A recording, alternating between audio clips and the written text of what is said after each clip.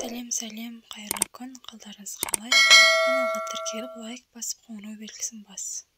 Бүгінгі тақырып Кәмшат Жолдыбаева. Ашық-шашық образда желіні шулатқан Кәмшат Жолдыбаева енді бұл әдетін тоқтатқан сыңайлы. Инстаграм оқырмандары актрисаның жеке өміріне қатысты жаңалық пайда болып, киім стилінің өзгергенін байқады. Мансабын бірінші орынға қойып, тұрмыс құруын асықпаған Кәмшат Жолдыбаева биыл желіні дүр сілкіндіретін секілді. Желі қолданушылары болжамын актриса Ақкелін атанар күні алыс емес. Қанша жағымсыз пікір естісе де, оңайлықпен елдің айтқанын тыңдай қоймайтын Кәмшат соңғы кездері жабық киінетін болған.